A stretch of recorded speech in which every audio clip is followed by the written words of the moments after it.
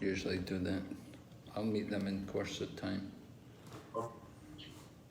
Om Jnana Timarandasya Jnananjana Shalakaya Chaksurunmilitan Yena Tasmai Shri Gurave Namaha Vanchakalpatarubhyascha Kripa Sindhu Bhaiva Chapatitanam Pavanebhyo Vaishnavibhyo Namo Namaha Jai Shri Krishna Chaitanya Prabhu Nityananda Shri Advaita Gadadhar Shri Vasadi Gaur Bhaktavinda Hare Krishna Krishna Krishna Hare Hare Hare Rama Rama Rama Hare Hare. So welcome everyone to our study of Bhakti Sastri. And this is Unit 3, is it? Guru Maharaj, Unit 2, Guru Maharaj. Oh, Unit 2. Unit 2, okay. All right, anyway, today, Lesson 1, we're on Bhagavad Gita, Chapter 7 to Chapter 12. Right? So Lesson 1, we've called it Maya Saktamana. Those of you who are familiar with the 7th chapter, first verse, may know this verse.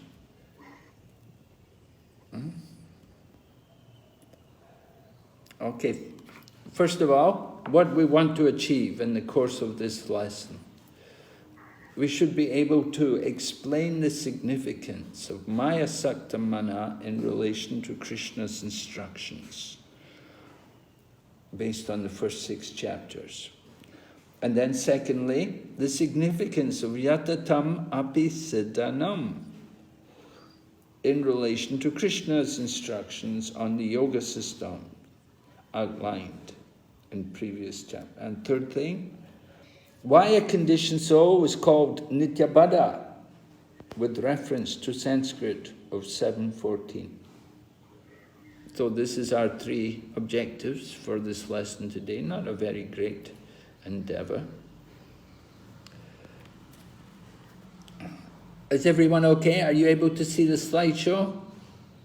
Yes. Yes, Maharaj. Okay. Okay, good. If you have any questions in the course of time, then, just put your hand up and Padmalochan Prabhu will tell me that someone's raised their hand and we'll be happy to hear your question.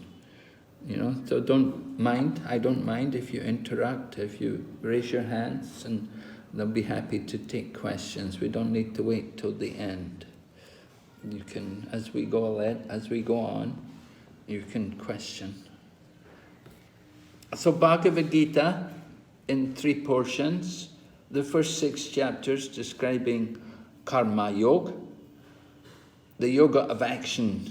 By action of yoga, we'll come to bhakti. And then the section we're looking at today, we're beginning today, chapter 7 to 12, we're going to hear about bhakti yoga. And the final section, jnana yoga. Knowledge, the yoga of knowledge, will come to devotion. The goal of knowledge is to come to devotion, the goal of activity is to come to devotion. So the main portion of the Bhagavad Gita is right here in the middle of the book, Bhakti Yoga. Sometimes people think, the Bhakti should be at the end. But Krishna's put it in the middle. He's covered it. Krishna's very clever. Okay. Would somebody like to read for me, please? Hare Krishna Maharaj. Yes, go ahead. Bhagavad Gita chapter 7 to 12. The Bhagavad Gita is divided into 3 portions. The first 6 chapter, the second 6 chapter, and the third 6 chapter. Actually, just like this book, there are 2 hardcovers, and in the middle there is a substance writing. So the first 6 chapter, they are just like 2 coverings, Karma Yoga and Jnana Yoga. And the middle 6 chapter, well protected. That is Bhakti Yoga. Bhagavad Gita 6.47, Ahmedabad, December 12, 1972. Hare Krishna. Thank you, Prabhu. So, Srila Prabhupada is explaining to us how Krishna put the bhakti in the middle to protect it, right? So, you finished the first 6 chapters of the Bhagavad Gita. Who was teaching? Dr. Gop Kishori Mataji. Doctor who? Gop Kishori Mataji from New Delhi. Gop Kishori Mataji taught you? Okay. Yes. All right, so conclusion of the first 6 chapters. You remember the final verse of the 6th chapter? What's the conclusion? Somebody knows the verse? The last verse of the 6th chapter? Yoginam api sarvesham madgatenantaratmana shraddhavan bhajate yomam same yuktatamo mataha. Yes, good. And the translation? Of all the yogis, whoever is having great faith and who abides in me, thinks of me and renders transcendental service unto me, so he is very intimate to me and he is united with me in yoga. He is considered the highest of all yogis, yes, right? Highest of all yogis. Right. Okay, so Madgatena, abiding, thinking of me, and Antaratmana, within himself. So this is the conclusion of the first 6 chapters, the yoga ladder. At the top of the yoga ladder is bhakti. And the principle of bhakti is to think of Krishna within ourselves. How to think of Krishna? Of course, we think of Krishna by hearing and chanting and remembering by the different 9 angas of bhakti. Bhakti is the process by which we can naturally think of Krishna. So that was the conclusion of the first 6 chapters, that the topmost yogi is the bhakta. Then someone like to read, please? Conclusion of first 6 chapters. In the first six chapters of Bhagavad Gita, the living entity has been described as a non-material spirit soul capable of elevating himself to self-realization by different types of yogas. At the end of the 6th chapter, it has been clearly stated that the steady concentration of the mind upon Krishna, or in other words, Krishna consciousness, is the highest form of all yoga. By concentrating one's mind upon Krishna, one is able to know the absolute truth completely, but not otherwise. Hare Krishna. Okay, thank you. This is Prabhupada's purport from the first verse of the 7th chapter. Now, Prabhupada lectured a lot on the Bhagavad Gita. And you may be surprised to know which verse he lectured the most on. Yes? Does anybody know? Did you ever check to see which verse Prabhupada lectured the most on? 7.1. Yes, right. No, that was not the most popular verse. Prabhupada lectured much more on this verse, the first verse of the 7th chapter. I think more than 30 recorded lectures are there on this first verse of the 7th chapter. So Prabhupada certainly considered this to be a very important verse, very significant verse, that he could lecture on it so often. Very appropriate for presenting the philosophy of devotion, this very first verse of the 7th chapter. Krishna described the yoga ladder, and now, after describing the yoga ladder and that bhakti is at the top of the yoga ladder, so Lord Krishna is now going to tell us about bhakti yoga. That what is bhakti yoga? How to practice it. So you can see here, Prabhupada's purport said, it has been clearly stated steady concentration of the mind upon Krishna is the highest form of all yoga. Concentrating our mind upon Krishna, by concentrating our mind on Krishna, one is able to know the absolute truth completely, but not otherwise. So this is very, very important, very significant. We have to be able to fix the mind on Krishna. Can you think of some examples of devotees who showed us how they fixed their mind on Krishna? Do you know the example? Maharaj Ambarish, right? He was engaged in all the different practices of devotion. But what was the very first activity of Maharaj Ambarish? Yes, right. Savai mana Krishna pararavindayo. And then Vachamsi Vaikunta Gunarnavarnane. Yes, the very first thing which he did was to fix his mind on the lotus feet of Krishna. So we're going to engage in devotional service. This is a process. The first thing, it begins with concentration of the mind upon Krishna. How are we going to think of Krishna? Concentrate on Krishna.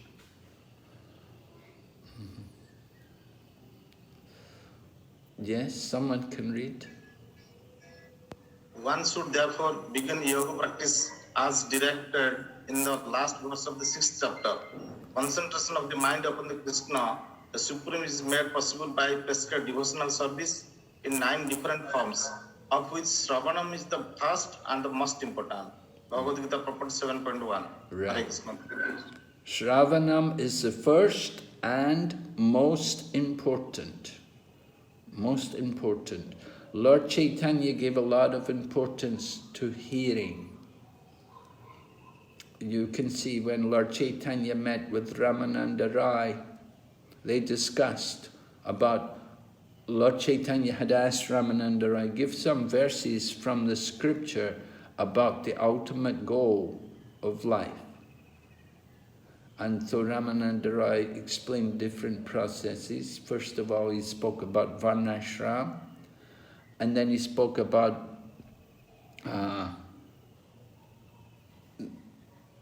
Karmarpana, offering the results of our work to Krishna. And then he spoke about Swadharma Tyag, giving up our duties, giving up our material designations, our material religions. And then he spoke about Karma Mishra Bhakti, devotional service mixed with, or Jnana Mishra Bhakti, devotional service mixed with Gyan. But Lord Chaitanya was not satisfied with them. But when he finally gave a verse where he spoke about hearing, then Lord Chaitanya said, yes, this is actually proper. This is devotional service. And so Lord Chaitanya said, now take this verse and explore it. And hear about Krishna in the association of devotees. Lord Chaitanya said, this is the most important. This is the beginning. This is the foundation of our devotional service, hearing. If we hear nicely, then we can repeat. And when we hear and chant nicely, then we will remember. So it's important for us. We have to hear first, then we have to practice chanting, and then remembrance will come naturally. Okay. Yes, please read. The whole world is full of sinful life, so we are creating the atmosphere, Punya Shravana, chanting and hearing. Simply by these two processes, Punya Shravana Kirtana, Punya, pious. So anyone who is coming here, even he does not understand a single word which we are speaking, if he simply hears, he becomes pious. Simply by hearing, even a child, he becomes pious. And unless we are free from our sinful life, we cannot understand about God. Srimad Bhagavatam 1-17, verse 6. Yes, have you heard this verse before? Punya Shravana Kirtana? Yes. You've heard this before, Madaji? Yes? Do you know the rest? Yes. Do you know the rest of the verse? How does it begin?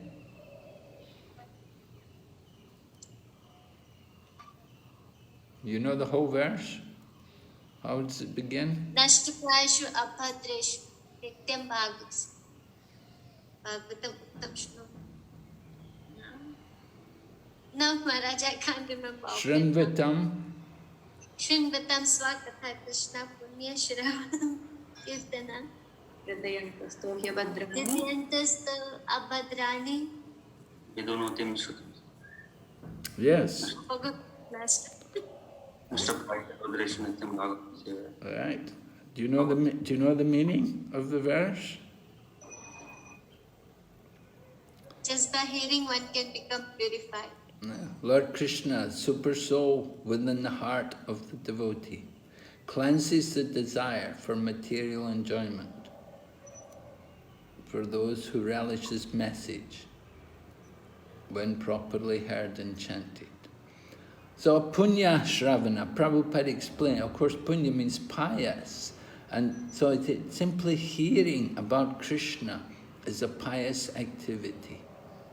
And this is the kind of pious activity which qualifies us for devotional service. If we hear about Krishna from the pure devotees like Prabhupada, then it makes it easy for us to enter into the practice of devotional service. And Prabhupada said, he may not even understand a single word which we're speaking. If he simply hears, it becomes pious. And Prabhupada also said he used to hear his own spiritual master. And he said, you know, I couldn't understand what he was saying. Sometimes he would talk so elevated that sometimes I wouldn't know what he was talking about. And we see it like that also, you know, in our Krishna consciousness movement. Sometimes people, you know, we give them a book to read or something, and they look at the books and they say, oh, I can't understand it at all. One lady was telling me her husband looked at her book and he just couldn't understand what it was about. He was surprised. You know, he was an educated man, a well-educated man. But when he looked at the book, he couldn't understand what it was about. It was just like another language, almost. But to us, to devotees, you know, we take pleasure in reading these books and hearing. So it's very nice. So hearing about Krishna creates our piety. It creates our qualification for hearing. And Prabhupada said, even a child, he becomes pious. And then he mentions also, unless we are free from our sinful life, we cannot understand about God. So, more qualifications, it's not only hearing.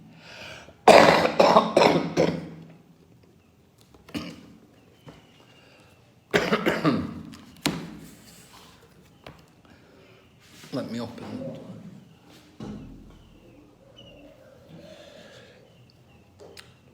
Okay, so we'll go ahead.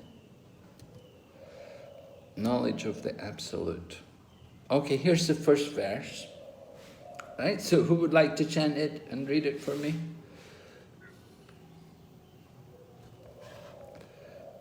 Yes, go ahead. Someone? The Supreme Personality of Godhead said, now hear, O Arjuna, how by practicing yoga in full consciousness of me, with your mind attached to me, you can know me in full, free from doubt. Yes, chant the Sanskrit.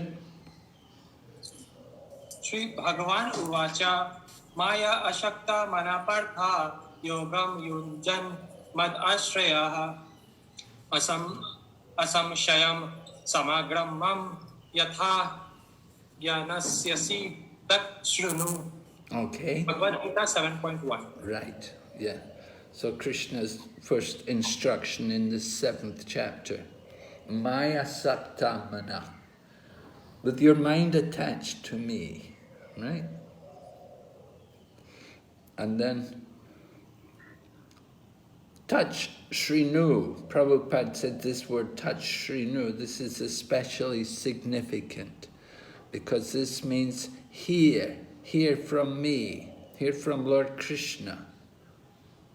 So this is important for us. We have to hear from Krishna or from Krishna's representative.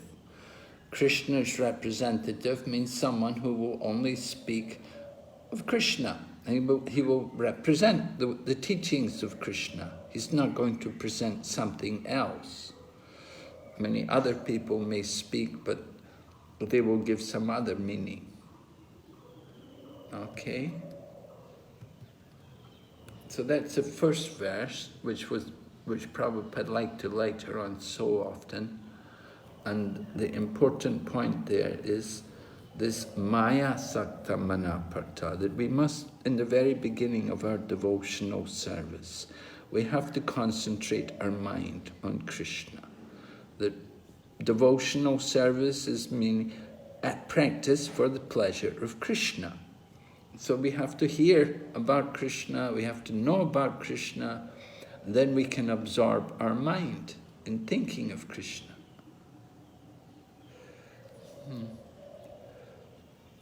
All right, and then that's the first verse.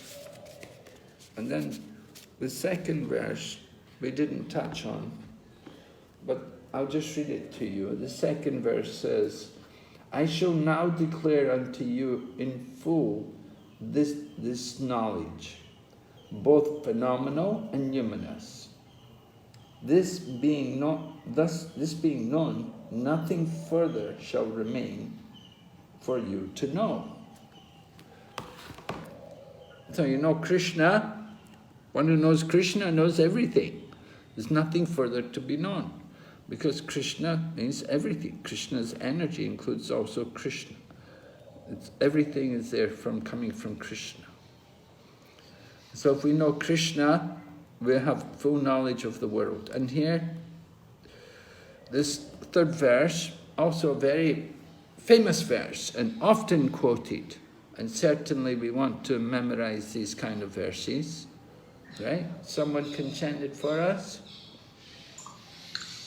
Manushyanam sahasreshu kaschidha tati siddhate yata tamapi siddhanam kaschin mam tattvataha. Out of thousands among men, one may endeavor for perfection, and of those who have achieved perfection, hardly one knows me in truth. Hare Krishna. Thank you, Prabhu. Okay, so thousands among men, one may endeavor for perfection. What are all the others doing? If only one's endeavoring for perfection, what are all the other men doing?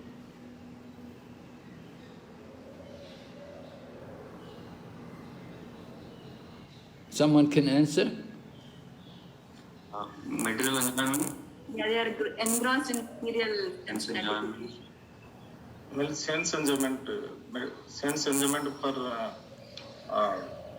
his own profit of body. Huh? Sorry? Sense enjoyment for profit of body only. Not interested in transcendental knowledge. What are they interested in? Eating, sleeping, mating, and different. Ah, yes. Eating, sleeping, mating, defending. That's... So, are we not supposed to eat and sleep and mate and defend? The animals also do that. So there's something which we are supposed to do as human beings, be more responsible and try to go beyond eating, sleeping, mating, defending. Try to know that the real knowledge, purpose for which we are born. Yes, There has to be some. It's not that we have to stop eating, sleeping, mating, and defending, but rather the eating, sleeping, mating, and defending must be done in the proper manner, according to scriptural injunctions, religious principles. Then there's no harm. But if people just engage in these activities with no discrimination and in an uncontrolled manner, then that is animal life, as you have said. Yeah, the animals, they're doing these things. So the animals, they're regulated by nature. The animals, just like certain animals, they'll be vegetarian, certain animals are flesh-eating. They're regulated by their nature. But the human being, he is given more freedom because he has a greater responsibility. However, it's very rare that people even think about a higher responsibility. Most people, as we hear, thousands among men, only one is trying for perfection. All the others, they're trying to improve their standards of eating and sleeping and mating and defending. They want to eat more, they want to eat more, they want to sleep longer, they want to have everything in a more luxurious manner. They're thinking that is the goal of life. So they're blinded by the material world. But one, there out of thousands, there's one who may endeavor for perfection. And what is that perfection? What is that perfection? Surrender to Krishna is the perfection. Well, you may say like that, but according to this verse in Bhagavad Gita, what is Krishna talking about? Yatat kaschid yatati siddha ye. Krishna uses the word siddha, he uses that word siddha meaning perfection. So what is that perfection which they're endeavoring for?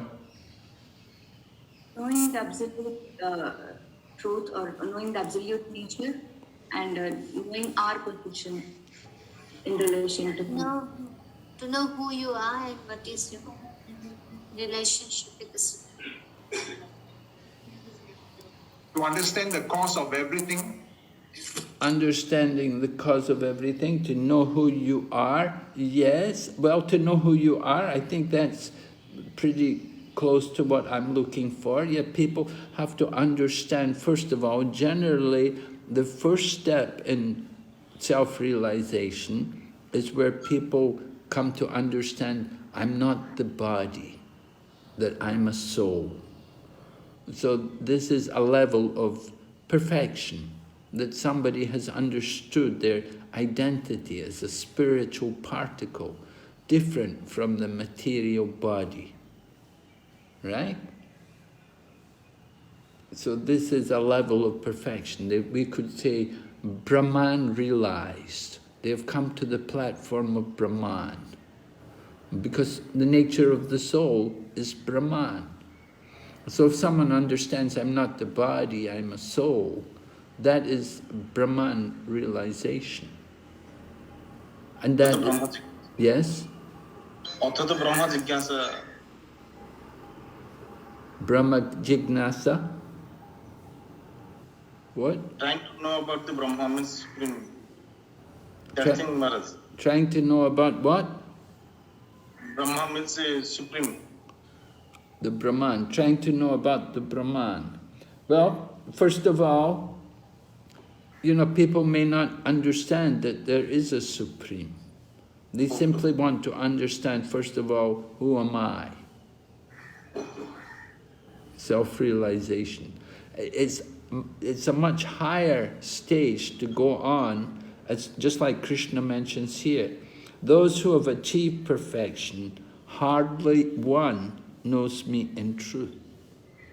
In other words, there are many people who come to the platform of the Brahman, but hardly one of them knows Krishna in truth. It's very rare. It's a much higher level of realization to understand that there is a Supreme above everyone. Not everyone can appreciate that there is a Supreme. You know, not everyone is brought up in a God-conscious atmosphere where we understand there's some Supreme Being, some Creator. Nowadays, just look at the world today. You have different countries, and not only different countries which are promoting socialism and communism and atheism, even in the Western countries, you have atheistic societies. I know a couple who are they're running a program in the university, National University, Australian ANI, Australian National University in Canberra. And they told me they have a program every week to chant Hare Krishna and discuss Bhagavad Gita. But they said before their program, it's the atheist society. So there's a hall which is used for different societies. So the people who use that hall before them, that's the atheist society. And when the atheist society see our devotees come, then they look at them and they scorn at them and they ridicule them. Because for them, they cannot understand that there is a Supreme, and that there's a personality behind the creation. That is more difficult for people to understand. Just like to teach people you're not the body, you're a soul, that's not so difficult. But to actually teach them that Krishna is Supreme and you're his servant, that is really difficult. It's really hard for people to swallow. Not so easy for people. And unless, of course, they've been brought up in a culture where you come to the temple regularly and you see the deities and so on. But if you're not in that habit of going to temple and seeing the deity, it's really difficult for people.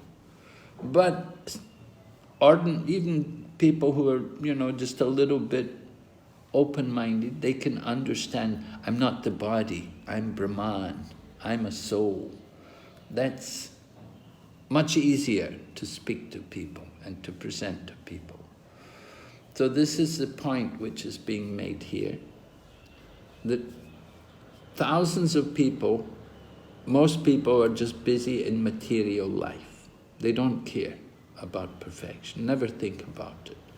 But there may be one rare soul, and he endeavors for perfection, and that perfection is coming to know he's not the body. And those people who have realized they're not the body, hardly one will know Krishna in truth. It's much harder for people to understand Krishna. Right? Everybody appreciates this? You can understand this point? Yes, Maharaj. Okay. We'll go ahead. All right. Somebody like to read here? Knowledge of the Absolute. The first 6 chapters of the Gita are meant for those who are interested in transcendental knowledge. In understanding the self, the super self, and the process of realization by Jnana Yoga, Dhyana Yoga, and discrimination of the self from matter. However, Krishna can be known only by persons who are in Krishna consciousness. Other transcendentalists may achieve impersonal Brahman realization, for this is easier than understanding Krishna. Bhagavad Gita 7.3 purport. So Prabhupada noted this point here. Other transcendentalists may achieve impersonal Brahman realization, for this is easier than understanding Krishna. So achieving impersonal Brahman realization means simply to understand, I'm not the body, I am Brahman, I am a soul. That is easier than trying to understand Krishna, that Krishna is a divine being with a transcendental body, a body which is not like our body, a body which is Satchidananda. That is much more difficult for people to understand. Everyone's okay with this? You can appreciate, you agree with this point? Okay, we'll go ahead. Oh, okay. Yes, somebody can read here. Chapter 7, Knowledge of Absolute. It is not possible for the woman realized impersonalist or the Paramatma realized yogi to understand Krishna, the Supreme Personality of Godhead, as the son of Mother Yashoda or the charioteer of Arjuna. Even the great demigods are sometimes confused about Krishna. Mukhyantiya Surya. Mam tu Veda nat Kaschana. No one knows me as I am, the Lord says. And if one does know him, then Samahatma Sudurlabha, such a great soul is very rare. Therefore, unless one practices devotional service to the Lord, one cannot know Krishna as he is, Tattvataha, even though one is a great scholar or philosopher. Okay. So we have to understand the nature of the absolute truth, that there's different realizations of the absolute, right? There's the realization of Brahman, then there's the realization of Paramatma, and there's realization of Bhagavan. They're all the absolute truth, but they're different features. The impersonal Brahman is the all-pervading energy of the Lord, and the Paramatma, that's the Lord in the heart, and then Bhagavan, Sri Krishna, is the Lord who is above everyone. And Prabhupada describes him here, the son of Mother Yashoda, or the charioteer of Arjuna. So it's very difficult for people to understand that Krishna could be the Supreme Personality of Godhead. One man said to me, I was doing book distribution one time in Europe, and a young man said to me, he said, I know Krishna cannot be God. Krishna took birth. He has a mother and father, so he cannot be God. And then he said to me, Shiva is God. Shiva is light. Very interesting. So we asked him, where did the light come from? Where did the light come from? He never thought about that. Okay, so Prabhupada describes Lord Krishna here.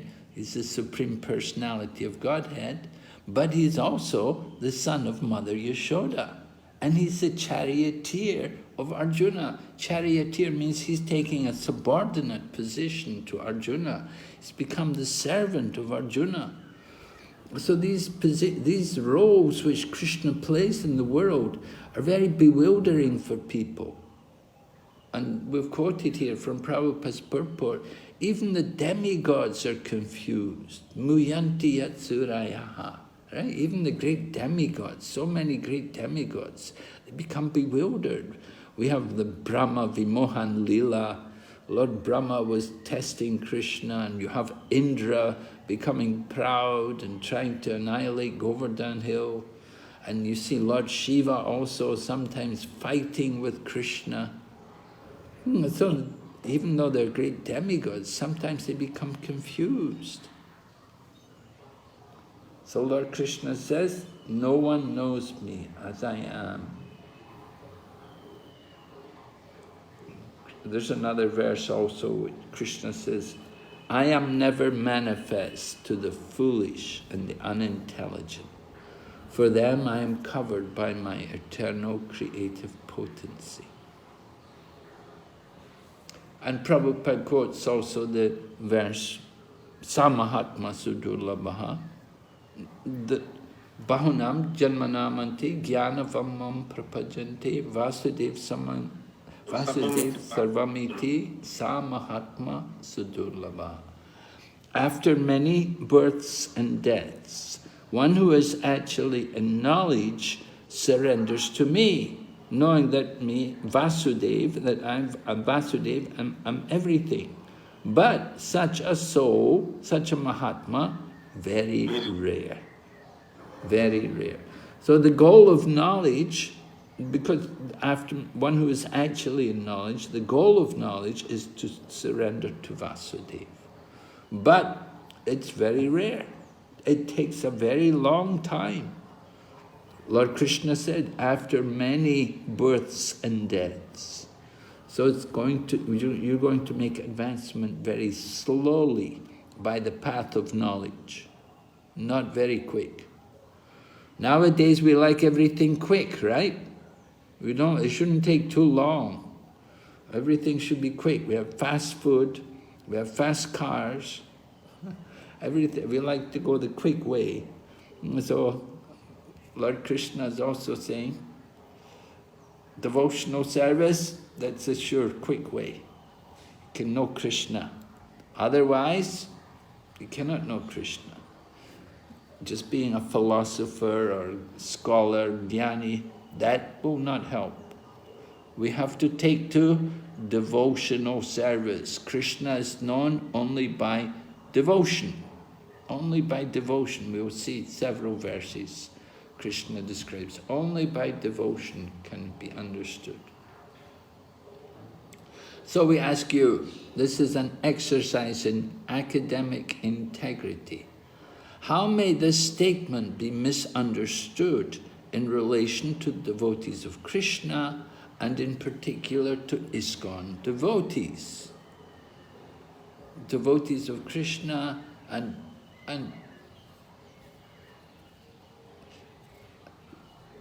because we're saying here, unless one practices devotional service to the Lord, one cannot know Krishna, even though one is a great scholar. So, we're asking you, how may this quote be misunderstood in relation to ISKCON devotees and devotees of Krishna?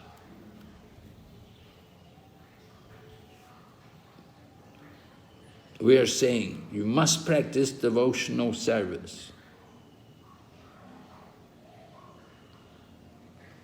So what could happen? How could people misunderstand that? Guru Maharaj, can I try? Yes.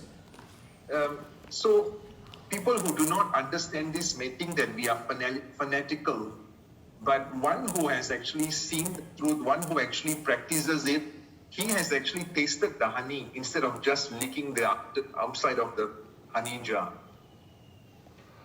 Yes, people may say that we're fanatical, right? That because we're saying what? What is it? In what way are we being fanatical?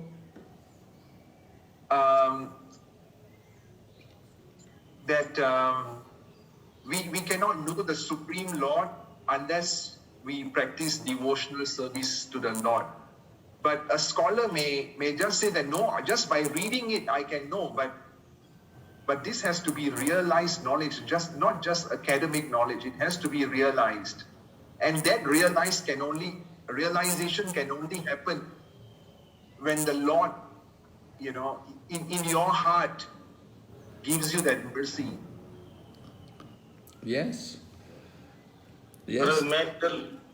Yes, sir. When Krishna wishes, then a person can know the Krishna. Like Sarvabhauma Bhattacharya, he could not know Krishna. Chaitanya Mahaprabhu. When Chaitanya Mahaprabhu revealed himself, then only he could able to know. Another example also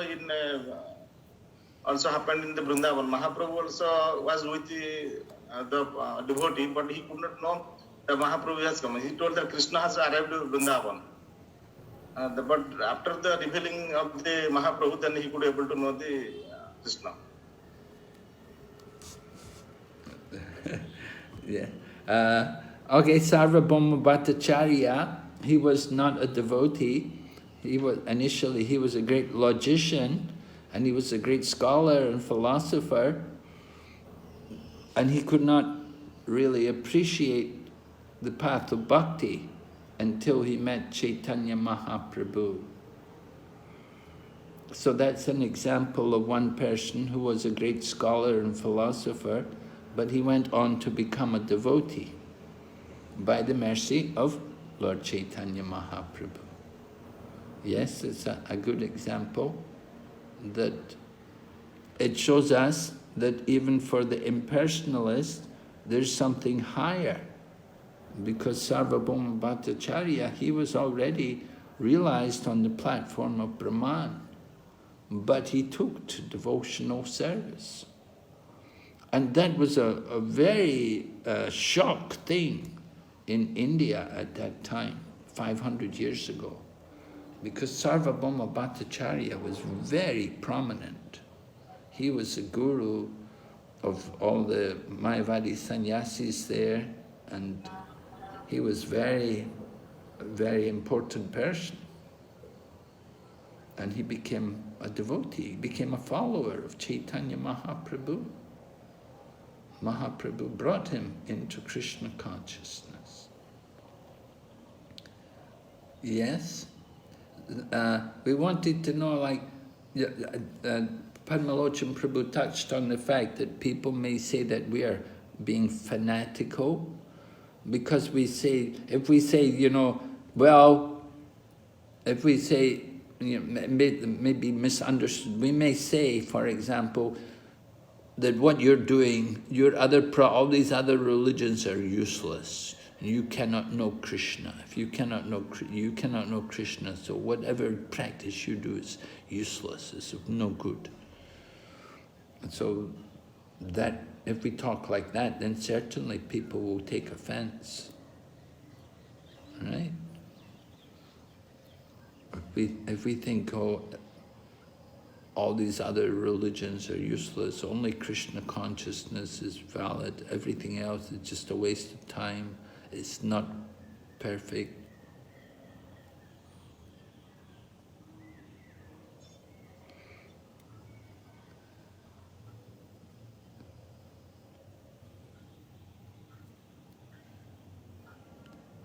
And if we say that Krishna himself is the son of Yashoda and the charioteer of Arjuna, so how is it possible? Because people have their own conceptions about God, so it's very difficult for them to understand how God could take birth as the son of Mother Yashoda and how he could become the servant of someone like Arjuna. So people are, if we're saying these things about Krishna, and we're saying that you cannot know Krishna until you become a devotee, you have to practice, you may be a great scholar, it's not going to do you any good. And so people they will be very offended by our talking if we talk like that. We have to understand that in different parts of the world, there are different cultures and different traditions. And Krishna consciousness is not sectarian.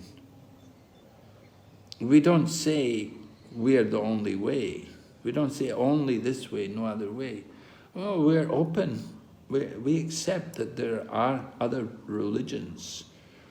And we accept that the absolute truth is described in all these different traditions.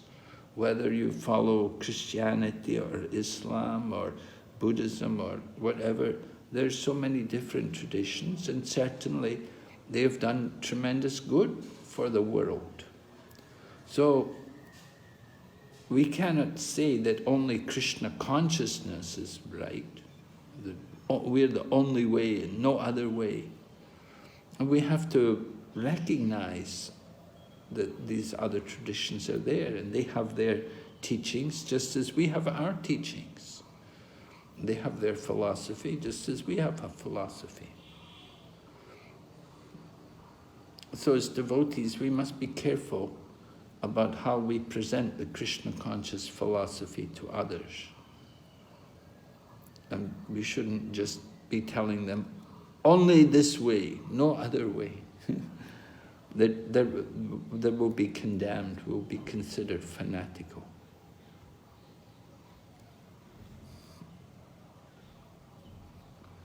So we have to understand these different kinds of statements properly, and we should be careful how we present them to the public.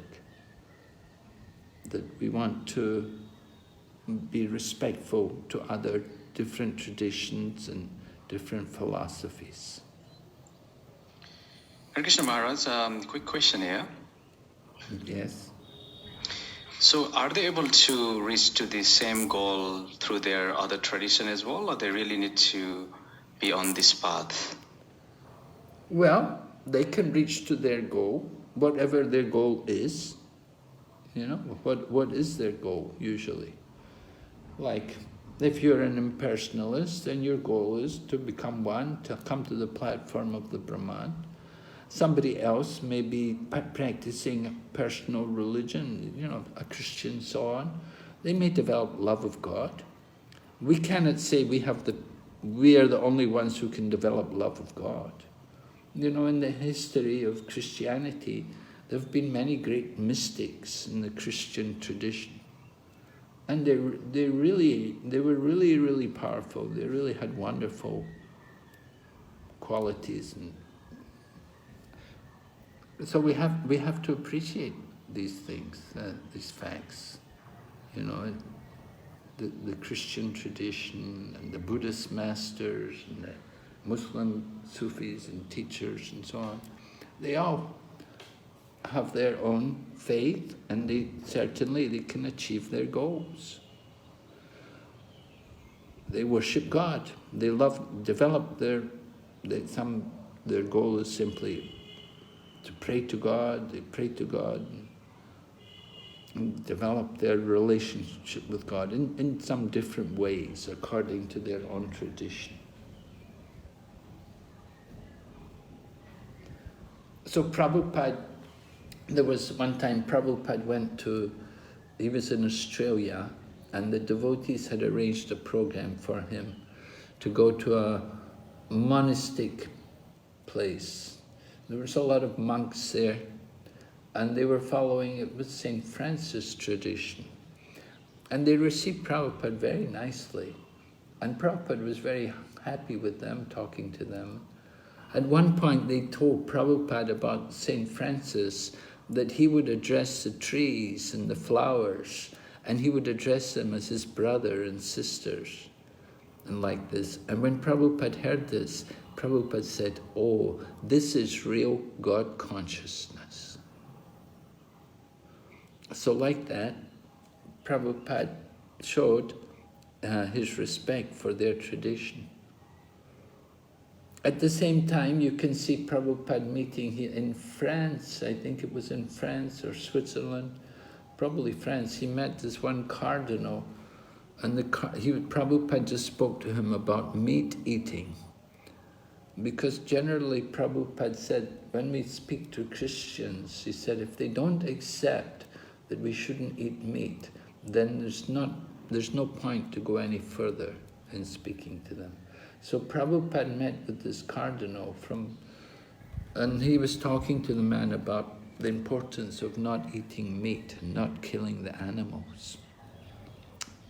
But the cardinal, he couldn't accept it. So Prabhupada just stayed on that point and he didn't go any further.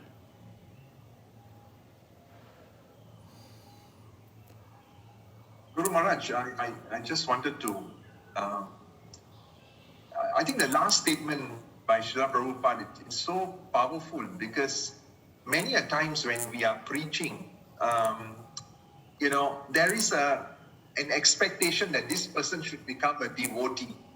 And then there's a tendency that we can become a bit fanatical in the preaching. But the statement which you highlighted is so important, because all we need to do is to be friendly with them and to engage them in some devotional service. And then Krishna takes over, just like what Prabhupada has mentioned. I think this is a very inspiring statement. Yes, we have to be cautious. You know, it is true, you know, sometimes also in dealing with our congregation, people who come to our programs, sometimes we think, oh, these people, they're useless, they won't chant, or they only chant one round or something. Yeah. And we condemn them because, you know, they're not coming forward to take initiation. But we have to understand different people will have different levels of practice. You know, some people will go on and they'll become initiated and may follow very serious. And other people, they're satisfied, they just want to chant one round, and but they like to come to temple. And they like to come to the temple and they take part in the program and they observe the festivals and so on. So we encourage them. We have to encourage everybody, and we have to be friendly and have keep relationships with people. At the same time, we have to understand the limitations and the differences. And so that's also there with people from other traditions. We have a respect for them, that at least they have some religious tradition, they have some faith in some religion, which is a lot better than many people today who have no religion and totally atheistic. Okay, so we'll go ahead. Okay, this is a quote from Prabhupada. Someone can read here? Nobody is interested to become Brahmana. They are interested to become dogs and fox. That is their interest. Manush yanam sahas reshu kaschit yetati siddhyaye and yatatam api siddhanam. Bhagavad Gita 7.3. It is not that coming to the platform of a qualified Brahmana, one can understand Krishna. That is also not complete. Still, you have to go further. Srimad Bhagavatam 1.220, Vrindavan, October 31, 1972. All right, thank you. So, nobody's interested to even become a Brahmana. Brahmana meaning one who knows Brahman. But people are just like the animals. They're busy in the dog and hog business. So it's rare that people want to come to the platform of a Brahman. But then Prabhupada said, even coming to the platform of a qualified Brahmana doesn't mean that you will understand Krishna. You have to go further. So understanding of Krishna is very confidential, and it's a rare thing to bring people to that higher knowledge, to understand Krishna. Okay, we're going ahead now. We're coming up to here. This is verse number 4 and 5 of the chapter. Yes, somebody please read. Silavati Mataji, can you read, because Rukmani Prabhu is around. Hare Krishna. Chapter 7, verse 5. Arjuna is addressed as Mahabahu, the great warrior. Can you understand what it is meant by great warrior? Whoever is acting under Krishna's direction is a great warrior. Just as Arjuna is fighting this battle, so when you take shelter of Krishna and fight against material opposing elements, sudras, you are also Mahabahu. You are fighting with persons who are not Krishna conscious. You are pushing on the Krishna consciousness movement by fighting. But this fighting is different. This was taught by Lord Chaitanya Mahaprabhu. Krishna Varnam Tvishakshanam Sango Pangastra Prasadam. Lecture Bhagavad Gita 7.5, 7.4 and 5, Bombay 71. Hare Krishna. Thank you, thank you. So Arjuna is Mahabaho, he's a great warrior. And so Prabhupada is encouraging the devotees also. Just as Arjuna is fighting in Kurukshetra, so he said, as Arjuna, of course, although he's fighting, we are also fighting against the material elements. Even though we may be Sudras, we're fighting the energy. So we're also Mahabaho. We're fighting with persons who are not devotees, not Krishna conscious. We cannot spread Krishna consciousness just by being idle. We have to fight. We have to go out and fight. So then Prabhupada quotes this important verse, Krishna Varnam Tivish Akrishnam Sango Pangastra Parshadam. This is from the Srimad Bhagavatam, describing the appearance of Lord Chaitanya Mahaprabhu and how Lord Chaitanya Mahaprabhu taught Sankirtan, Krishna Varna, activities in relation to Krishna. Right? This is the Sankirtan movement, chanting Hare Krishna and engaging people in Krishna's service. This is our fighting. So like this, we bring people to a higher consciousness. All right, so then the chapter goes on to describe about Krishna's energies. If you look here, this is text number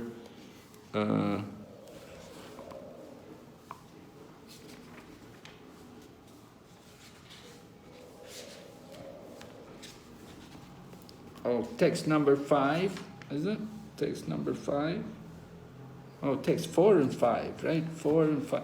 Text number 4 describes the elements of the material nature, the Mahabhuti: earth, water, fire, air, ether, mind, intelligence, and false ego. Described here as apara prakriti, the inferior energy. There are 5 gross elements: the earth, the water, fire, air, ether, and 3 subtle. Subtle being the mind, the intelligence, and false ego. So this is the apara prakriti. And then, but then Krishna says, apariyam itvastvanyam prakritim vidime param jiva bhuta mahabhav. That beside the inferior energy, there is another energy of mind, which are all living entities. So the jivas, the living entities, they are also prakriti, meaning Krishna's energy, but they are para prakriti. They are the superior energy, right? Superior. But what is the problem? With the living entities, they are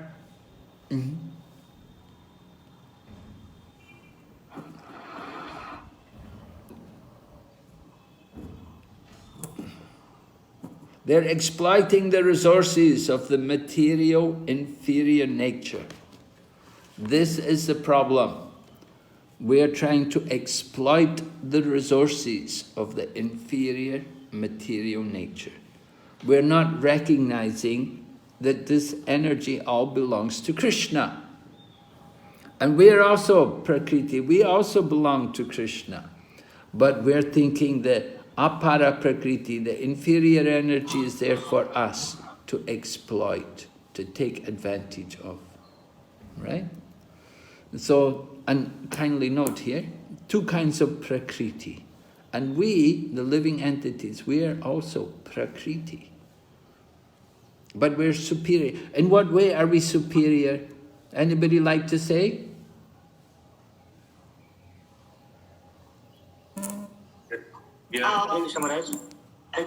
Yes?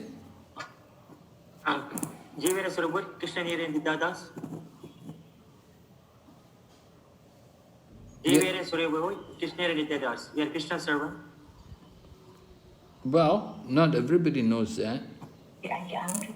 Maharaj, we are in quality same with Lord Krishna, but in quantity we are not. Yes, that's true.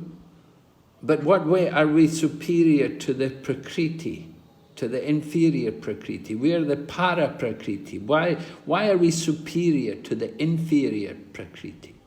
Subtle elements and gross elements doesn't have consciousness. We have consciousness. Yeah, that's the key word, consciousness. That makes a difference, right? The apara prakriti has no consciousness.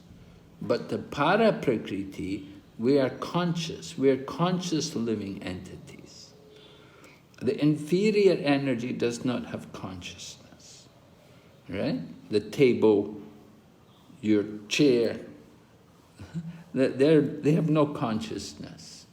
But the living entities, even the insects, the plants, they all have consciousness. Everyone agree? Understand? Yes, Maharaj. Maharaj. Okay. You can see the superior. We are trying to exploit. We're trying to exploit the inferior energy. We're thinking it's for our enjoyment. But we don't recognize actually it all belongs to Lord Krishna. So this is the problem. We become entangled in the material energy. Okay. Someone like to read here? Bhinna means separated. As an example is when I speak into the tape recorder, when you replay the tape recorder, you hear my voice, but it is not me. It is my separated energy. With my energy I have spoken. I have vibrated some sound, and it is recorded on the tape. When it is played back, it produces exactly the same sound, but it is separated from me. Try to understand. This material world is just like that, bhinna, separate. Real life is in the spiritual world, and these energies, the external energy, Krishna says, are separated. Separated means you cannot perceive Krishna directly from this energy. Bhagavad Gita 7.4, New Vrindavan 1974. Hare Krishna. Thank you. All right, so where is this word bina coming from? If you look in chapter 7, text number 4, remember? Bhumera po nalo vayu kam mano buddha evacha. Lord Krishna is describing the different elements. He said, altogether these 8 comprise my separated material elements. Right? Krishna was using the word my separated material elements, bina prakriti ashtada, separate. So what is the meaning? Prabhupada's explaining this word separated. And here he gives an example about his sound vibration. It's recorded on the tape recorder. This was a reel-to-reel tape recording at the time. Prabhupada gave another example about separated. He said, just like the milk, he said, milk from the cow is the separated energy of the cow. And then he gave another example. He talked about, he said, man and woman, they may be husband and wife, but they may be separated. And so the relation is not so sweet, not so... So the same way, the Lord has his material energy. It's his separated energy. It's not so dear to him. Krishna's residence is in the spiritual world, not here in this material world. So this material world, where the material energy is, this is the separated energy of the Lord. Maharaj, Hare Krishna. Yes? One small question, Maharaj. You can also tell like that, it is perverted reflection of the material world like that. You can tell like that. The material world is perverted? Reflection of the spiritual world. You can also tell like that, Maharaj.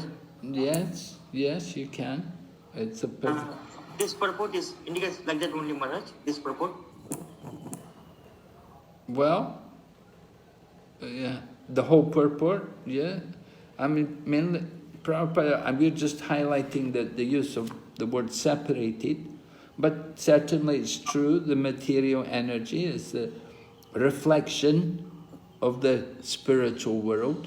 The reflection is not real. It's the spiritual world which is real. So the material world is not actually reality, it's the reflection. Yes, Maharaj. That will be explained more in the 13th chapter.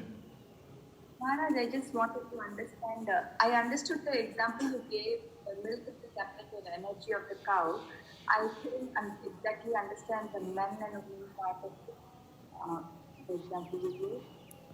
You understood the example about the cow and the milk? And the other one you gave, I didn't understand, the men and women. Well, men and women, just like husband and wife, they're married. But sometimes people, they live separately, they separate, you know? They don't divorce, but they separate. Maybe they've got children, so they don't want to divorce, they just separate. The husband's living away from the wife. So they're separated from each other. So the relationship is not so intimate, not so pleasing.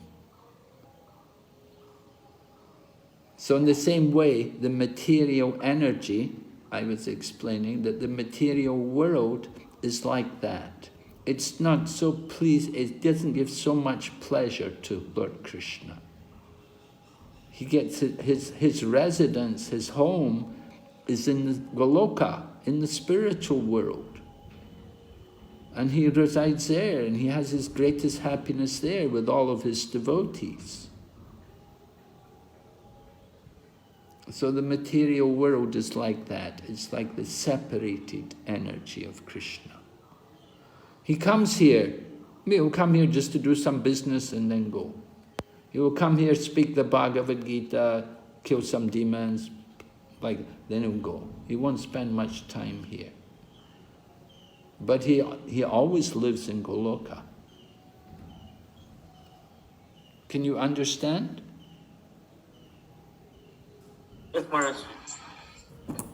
Mataji?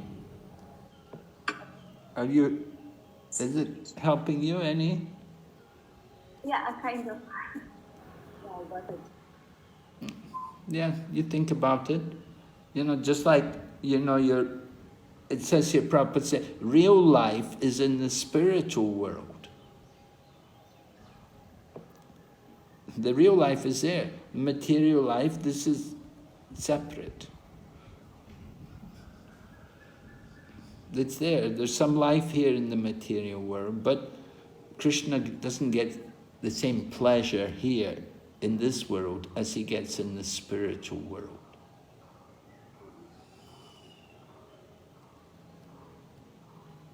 Okay, you have to hear this. Sometimes we have to hear these things again and again. Gradually, we begin to understand. So the separated part is not exactly appreciated by me. He doesn't like become a devotee. Sorry, your voice is not very clear, Mataji. Could you speak up? Like how Krishna doesn't like to be separated from his devotee. So the separated part, he's not very happy.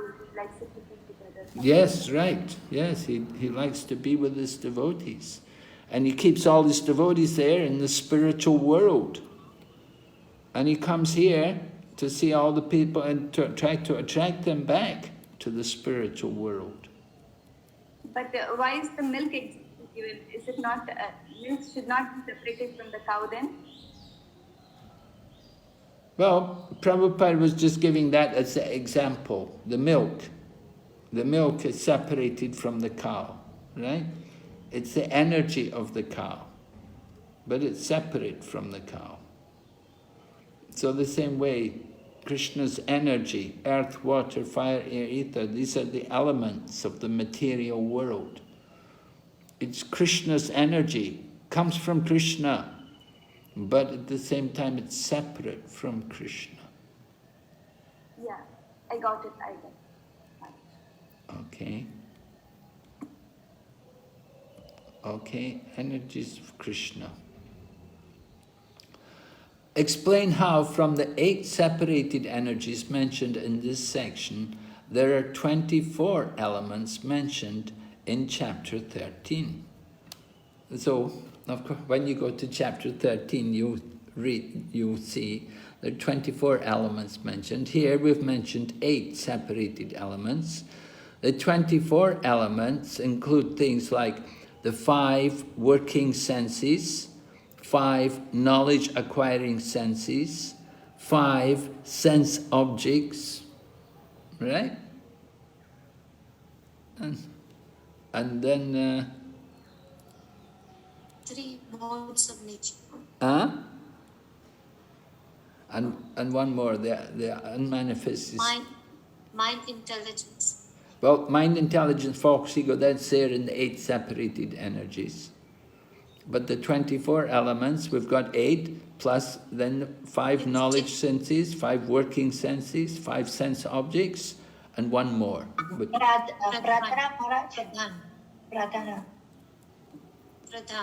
Oh, pradhan, right. The unmanifested stage of the material, yeah, unmanifested stage, okay. So those are the 24 elements. You don't really have to worry about that yet. When you go to 13th chapter, you can think more about it. Okay, mentioned here. The first 5 gross elements plus their sense objects, earth, fragrance, water, taste, fire, form, air, touch, and earth, sound, add up to 10 elements. Mind, intelligence, and false ego bring the total to 13. False ego is the cause of the 5 knowledge-acquiring senses and the 5 working senses.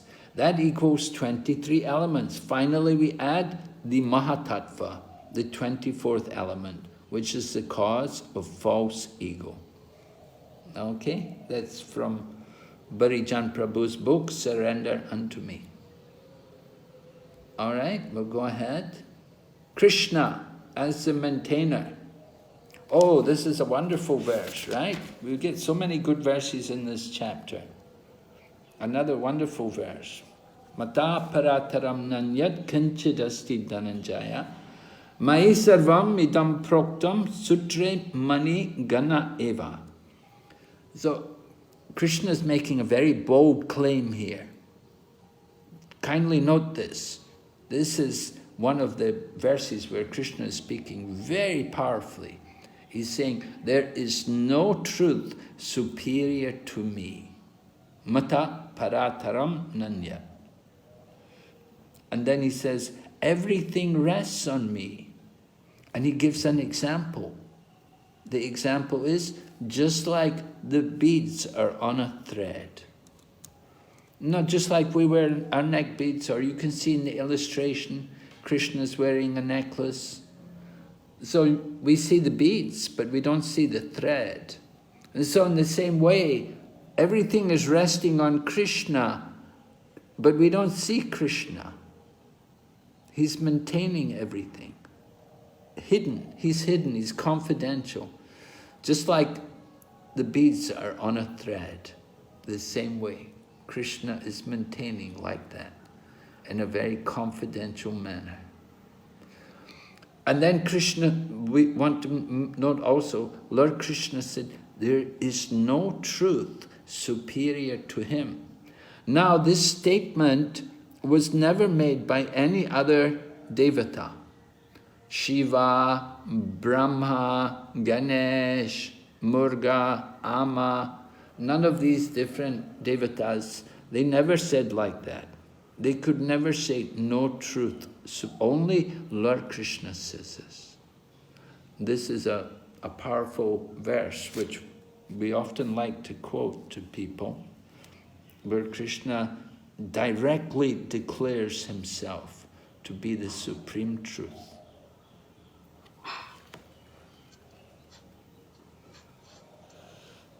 Now, of course, there are many people worship different devatas, and generally their philosophy is, oh, all the gods are one, all the devas are one, all devatas are one.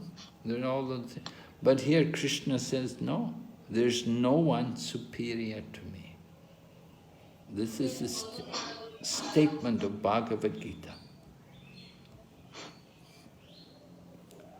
All right? Then Krishna as the essence of everything. Text number 8 to 12. Someone can read? Hare Krishna Maharaj. O son of Kunti, I am the taste of water, the light of the sun and the moon. the syllable Om in the Vedic mantras. I am the sound in ether and ability in man. Bhagavad Gita 7.50. Keep reading.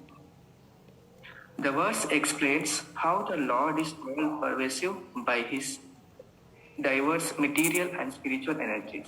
The Supreme Lord can be criminally perceived by his different energies, and in this way, he is realized impersonal. Practically speaking, there is no conflict between personalism and impersonalism. So Prabhupada is saying like this, there's no conflict between personalism and impersonalism. Yes? Go ahead, Prabhu. Prabhu, keep reading.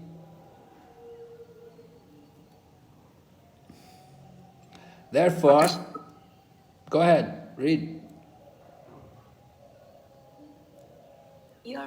Satish Prabhu, can you put yourself? Oh, sorry. Therefore, Lord Chaitanya established his sublime doctrine, Achintya Bhedaya and Abheda Tattvada, simultaneously oneness and difference. Right, this is the philosophy given by Lord Chaitanya Mahaprabhu. Each of the Vaishnava acharyas, they have their particular philosophy, and Lord Chaitanya, he gave this philosophy, Achintya Bhed Abheda Tattva, that everything is simultaneously one and at the same time different from Krishna. So Prabhupada is saying, practically speaking, there's no difference between personalism and impersonalism. So we should understand what is being mentioned here, what is the personal feature, what is the impersonal feature. The Supreme Lord can be preliminary perceived by his different energies. So some people, they will perceive the Lord by his energies. That would be realizing him impersonally, if we see the Lord simply as energy. Just like it's mentioned here, the light of the sun, or the taste of water. These are impersonal presentations of Krishna. The sound in ether. But at the same time, these are manifestations of Krishna. The Brahman is also the Brahman is the energy or light coming from the body of Krishna. We want to understand everything in relation to Krishna. Just like the living entities, we are souls. So we are part and parcel of Krishna. We're one with Krishna in the sense that we are Brahman, and at the same time we're different from Krishna. Because Krishna is the supreme Brahman, and we are tiny parts of the Brahman. So there's a difference between the living entities and Krishna. But at the same time, there's a oneness. The oneness is that we're both Brahman. And then here also, we're hearing the light of the sun and the moon, the taste of water, all these. This is the different energies of Krishna. So the energy of Krishna and Krishna himself, they're one. They're connected to each other. One is the energy of Krishna and the other is Krishna. So Krishna is the personal feature and the energy of Krishna is the impersonal feature. So this is being described here, that we can know Krishna through these things. Just like sometimes people would say to Prabhupada, have you ever seen God? And Prabhupada would say to them, who has not seen God? Everyone has seen the light of the sun and the moon. He said, that is God. And so we have to see God in different ways. You see, it's not that, you have to see Krishna in the threefold bending form playing the flute with a peacock feather. But we can see Krishna through his energies, through these different energies which are being described here. the light of the sun and the moon, the taste of water. We should think this is Krishna. Is it clear?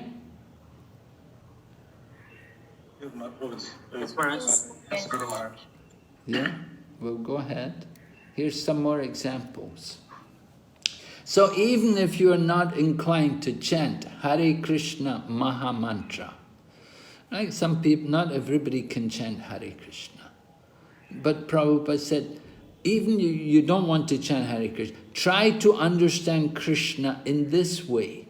This is a process given by Krishna himself. Rasoham apsu konteya. You have to drink water. You cannot avoid it. So, when you taste while drinking water, anything drinking, apsu means any liquid thing. Either you drink milk or even you drink wine. So you have got some taste in any liquid thing while drinking. So Krishna says, Rasoham apsu konteya. Rasoham apsu konteya, what's the meaning? Taste. Among the taste, I am the Krishna. No. I'm the taste of water, O Krishna. O Kunti, O son of Kunti. Yes, I am the taste in water, right? Prabhupada mentioned here.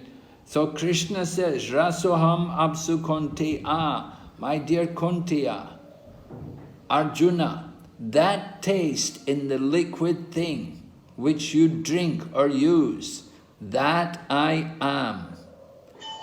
Just see how easily it can be done. Nobody is without drinking. Nobody is without drinking something liquid, either Coca-Cola or water or this or that. We all have to drink something. So Krishna says that I am the taste. So where is the difficulty of understanding Krishna? Where is the difficulty of understanding Krishna? Krishna says, I am the taste. Taste of whatever you drink. He said, even you drink wine. There was one man in Jakarta, Indonesia. He said, Prabhupada, I like Krishna, but I also like wine. So Prabhupada told him, when you drink wine, you should think that wine, that is the taste of Krishna. So, similarly, when we drink water, we will offer the water to Krishna. And we should remember that taste, that is Krishna.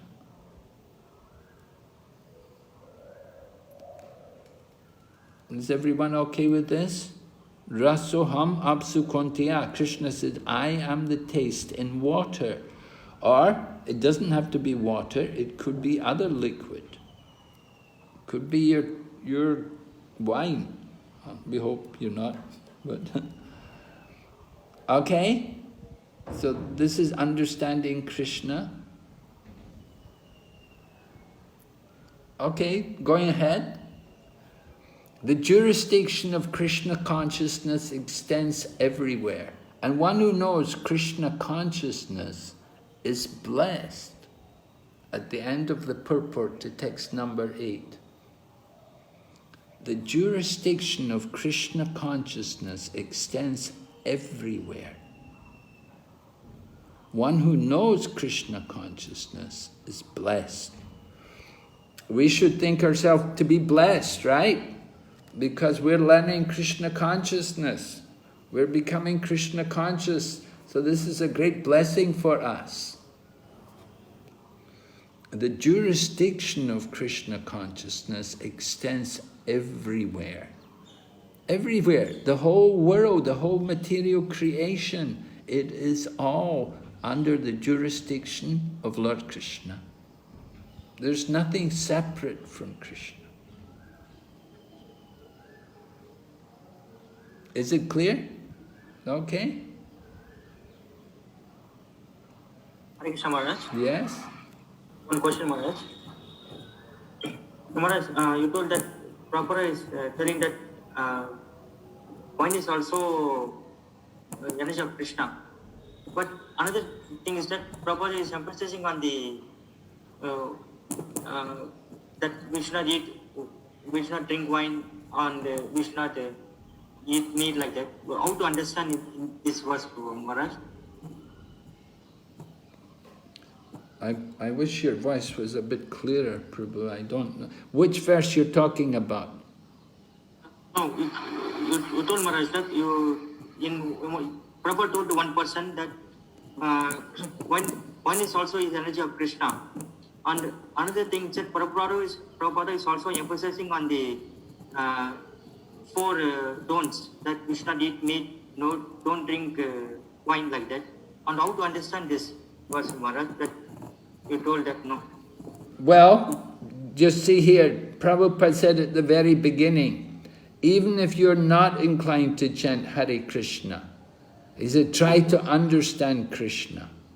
So you have to understand, not everybody's going to follow the regulator principles.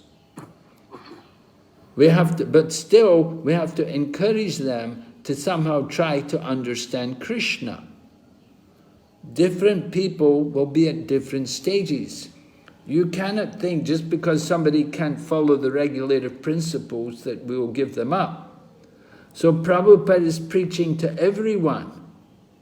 And you have to encourage everyone to somehow progress in Krishna consciousness. So if they try to understand Krishna in this different way, just if they start to think about Krishna, then that will be a big improvement for them.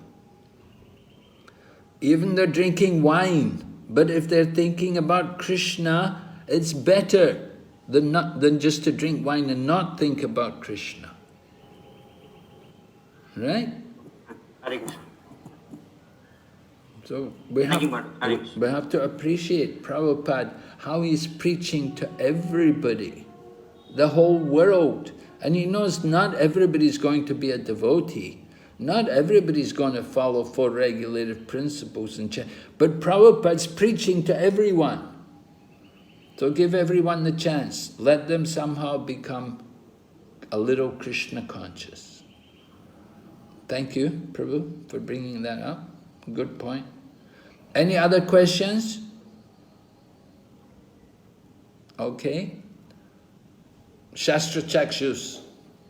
We want to equip the students with the ability to see through the eyes of Scripture with a Krishna conscious worldview. We want to assist the student in realizing Scripture and in seeing Krishna at all times and in all places. Right? So that's the purpose of Shastra Chakshus. All right, going ahead, text number 12. Someone read. Chapter 7, line 447.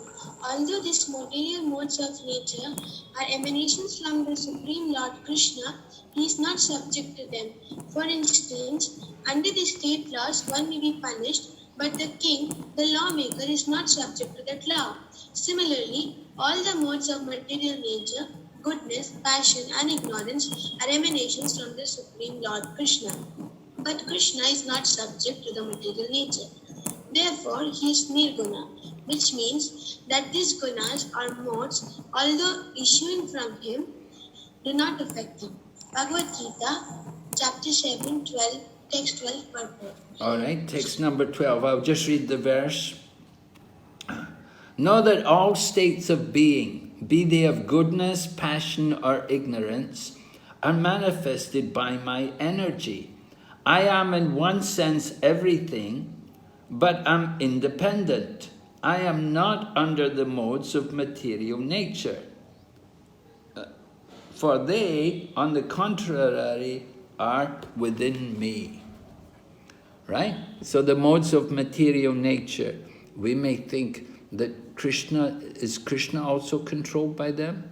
Just like we are controlled by material nature. Is Krishna also no. It's Krishna's energy. Just like if you have a dog, the dog may be very fierce to other people, but he's very obedient to his master. Whatever the master says, the dog will do. So material nature is like that. The modes of nature, they come from Krishna, but they don't affect Krishna. They affect us, but they don't affect Krishna. Krishna is above the modes. It's his nature, his energy, again.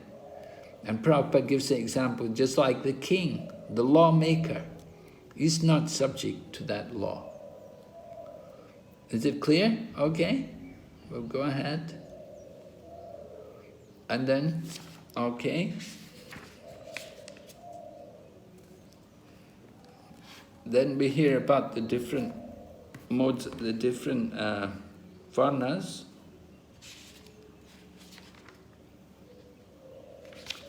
The different varnas and ashrams. So the Brahmana, the symbol of the mode of goodness, the Kshatriya, the mode of passion, the Vaishya, mixed passion and ignorance, and the Sudra, ignorance. What about animal life? Well, animal life, that will be even lower than ignorance. That's even lower. So human beings, we have the chance, we want to elevate ourselves, we should try to come up to the mode of goodness and then go on to pure goodness, to transcend even the modes of nature. That's the idea. We want to transcend the material nature. So we should come up to the Brahminical platform, the mode of goodness, and then go on from there to pure goodness. Yes, someone can read? Oh. By the spell of this illusory energy, we consider ourselves in terms of this bodily conception of life, and we thus think that we are Americans, Indian, Russian, or Brahmana, Hindu, Muslim, etc. And if we become entangled with the modes of material nature, then we forget the Supreme Personality of Godhead, who is behind all these modes. Right. So the illusory energy, Krishna's Maya, puts us into this illusion that we're the body, and we become entangled in the material nature. We think, I'm a Brahmana, or I'm a Sudra, whatever. But that's the material nature. Actually, we have our spiritual nature, and we want to come to that spiritual platform. When even those who are in goodness cannot understand beyond the impersonal concept, what hope is there for those in passion and ignorance? When even those who are in goodness, they can only they cannot understand anything beyond the impersonal. So what hope is there for those in passion and ignorance? So we answer here, Krishna consciousness is transcendental to all three modes of material nature. And those who are truly established in Krishna consciousness are actually liberated. Yeah, we may be in the mode of passion and ignorance, but there's hope for us. The hope is that we may get the association of devotees, we learn about devotional service, and we can immediately transcend the modes of material nature. And we can become liberated souls. Even in this life, we don't have to wait. We can come immediately to the highest realization. It depends a lot on taking advantage of association. You get association with devotees, then very quickly we can advance.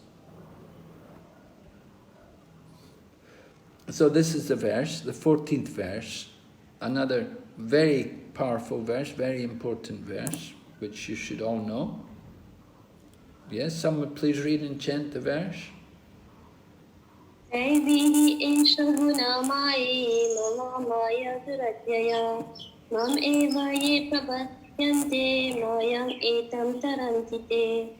Bhagavad Gita 7.14.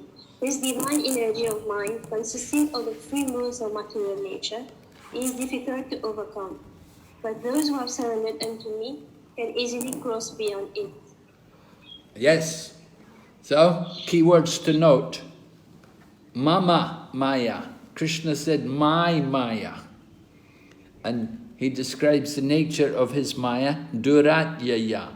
Very difficult to overcome. So, to get rid of the material nature is not easy. It's very difficult. But then Krishna goes on, he said, if we surrender to him, mam eva ye prapajante, mayam etam tarantite.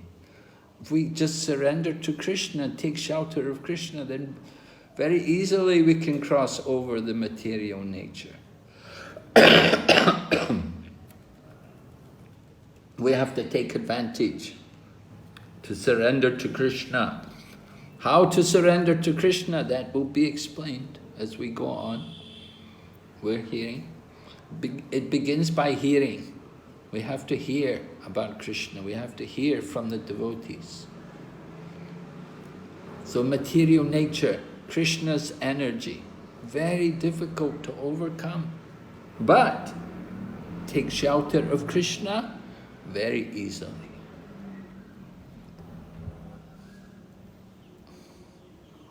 Daivihi esha gunamayi. Inferior material nature, defined herein as divine nature, due to its divine connection and movement by the divine will. Being conducted by divine will, material nature, although inferior, acts so wonderfully in the construction and destruction of the cosmic manifestation. So certainly this material world, it's inferior, right? We said it's apara prakriti, the inferior material nature, but it's very attractive. There's so many things in the material world which bewilder us. We become very enamored by the objects, by the different pleasures of the material world. And it's all going on under the direction of the divine will. It's Daivi. It's Gunamaya. Daivi is Gunamaya. So divine nature, the divine will. Although it's inferior, it's divine. It's Krishna's energy. So because it's Krishna's energy, it acts so wonderfully. We see so many things we become bewildered by. They just had a big exhibition. I just heard people were going to Dubai, and there was a big exhibition taking place there. And each country of the world, they each had a booth, and they were showing the different projects, and they used so many different innovations, so much technology. And it attracted people from all over the world. People were coming from all over the world just to visit Dubai in order to see this exhibition.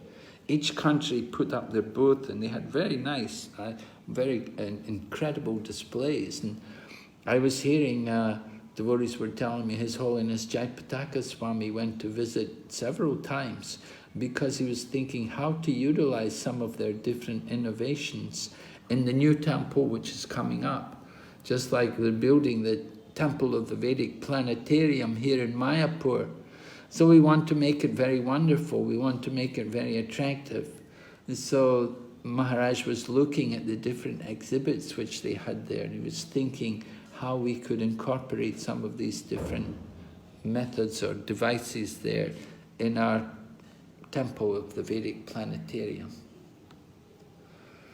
And so there's so many things in the material world, so wonderful, that it's so easy for us to become bewildered. The bright lights and so many different attractions of the material energy. We have to be very cautious to hold on to Krishna tightly, and always remember that behind all of these things is Krishna. that it's all his energy. That you think these objects of the material world are wonderful. If we were to see what's there in the spiritual world, that is the superior, so much more wonderful. The material world, this is just the reflection. This is not the real truth. Okay, then Mama Maya Duratjaya, both the material and spiritual natures, being emanations from the Supreme Personality of Godhead, are eternal. Can you understand how the material energy is eternal? Krishna said, Mama Maya Duratjaya, very difficult to overcome. My Maya is very difficult to overcome. But the material and spiritual nature we know is eternal. Did we know the material nature is also eternal? Yes, sometimes it's created and manifest, and other times it's unmanifested. But it's always there. Just like you may take the elements of, you put a building together and you have bricks and cement and glass and wood and things, you put them all together, you build a house. And then later on we may break down the house. We break down the house, but still the elements of the house, they're still existing. And even you may burn everything, but still it's existing, it's just transformed into a different way. And so everything is actually eternal. The earth, water, fire, air, ether, it's eternal. But sometimes it's manifest, sometimes it's not. All right, going on. Eternally conditioned souls, Nitya Bada. This is also text 14. We are, there's different types of souls. There's the Nitya Siddha, eternally perfect, and Nitya Bada. So we're the Nitya Bada, we're the conditioned souls, Nitya Bada. Prabhupada explains, both the material and spiritual natures, being emanations from the Supreme Personality of Godhead, are eternal. The living entities belong to the eternal superior nature of the Lord. But due to contamination by the inferior nature, matter, their illusion is also eternal. The conditioned soul is therefore called Nitya Bada, or eternally conditioned. No one can trace out the history of his becoming conditioned at a certain date in material history. 714 purport. I hope you can appreciate this point. Nitya Bada, eternally conditioned. Eternal in the sense that we've been conditioned so long that we don't know when it took place, when it began. So therefore it's described as eternally conditioned. But it's not that we were always conditioned, but it's just so long ago that we don't know when it began. So it's described as, our condition is described as Nitya Bada. We don't know exactly when we became conditioned. So can the Nitya Bada become Nitya Siddha or Nitya Mukta? Can it become perfect? Can it become liberated?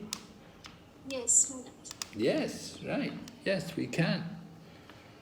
So the Nitya Bada souls can be liberated. They can be changed. We became conditioned due to contamination of the material energy. We became attracted. So this was the problem. Consequently, his release from the clutches of material nature is very difficult, even though that material nature is an inferior energy, because material energy is ultimately conducted by the Supreme Will, which the living entity cannot overcome.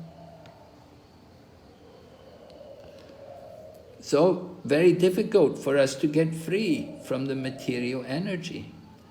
How can we get free?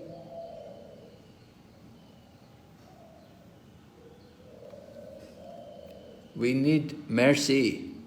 Just like if somebody is a prisoner, if you're tied up in ropes, as we said, we're under the material nature. The material nature is gunas, right? There's the gunas, the ropes.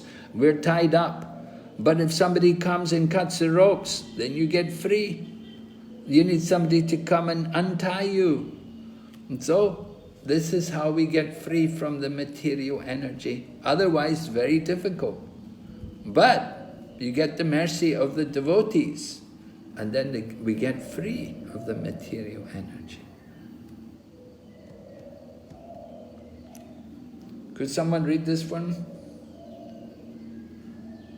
Eternally conditioned souls, Nitya Badha. Devotional service or Krishna consciousness can help one gain such release. Krishna, being the Lord of the illusory energy, can order this insurmountable energy to release the conditioned soul. He orders this release out of his causeless mercy on the surrendered soul and out of his paternal affection for the living entity, who is originally a beloved son of the Lord. Therefore, surrender unto the lotus feet of the Lord is the only means to get free from the clutches of the stringent material nature. Bhagavad Gita 7.14. Okay. So surrender unto the Lord. That's how we get free. So how do we surrender to the Lord? Usually we surrender through the devotee.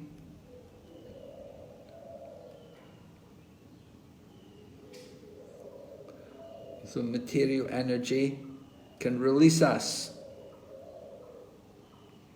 because it's under the control of Krishna.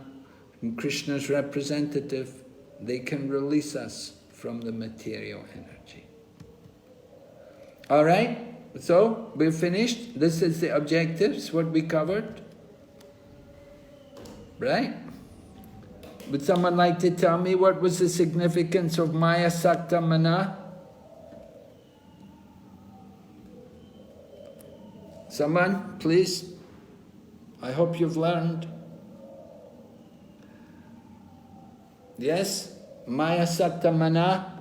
What's this? How is it significant? Mind attached to me. Krishna. So, why is it significant in the practice of yoga?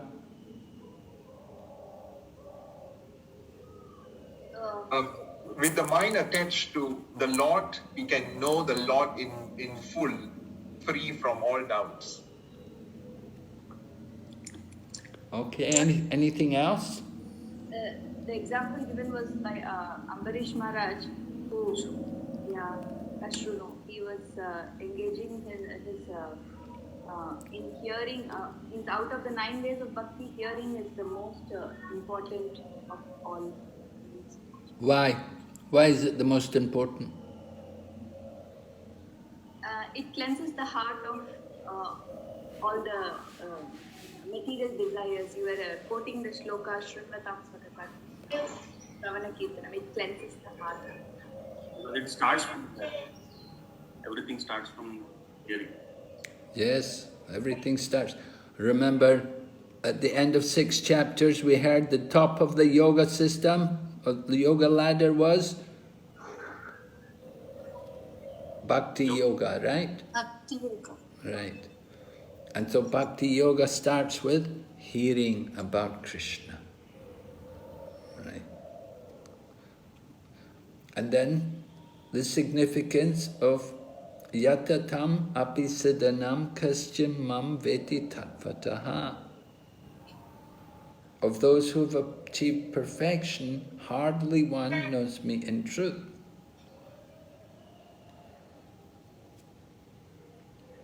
The significance in relation to Krishna's instruction on the yoga system, that it's not such an easy thing to know Krishna.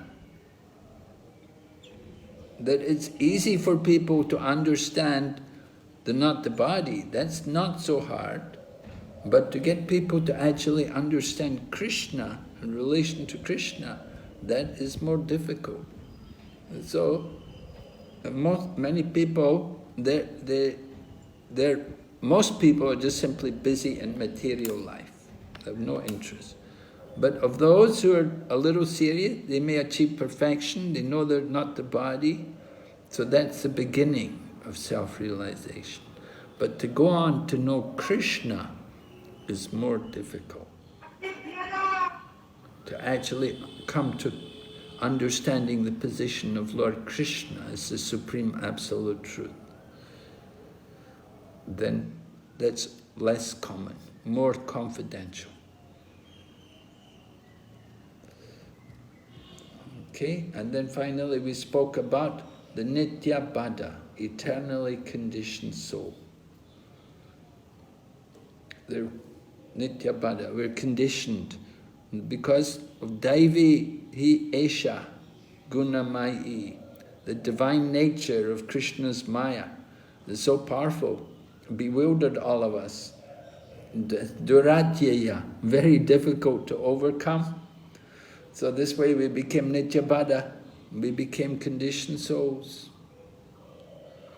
But not that we have to remain conditioned souls. We can be liberated if we take to Krishna consciousness.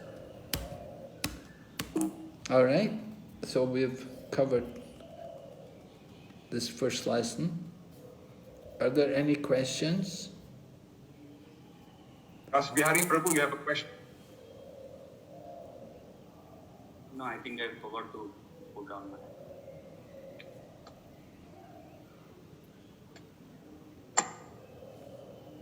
Anybody? Looks like no questions, Guru Maharaj. No questions, okay. So we'll meet you tomorrow then, same time. Thank you very much. Thank you very much. Srila Prabhupada Ki Jai. Maharaj. Hare Krishna.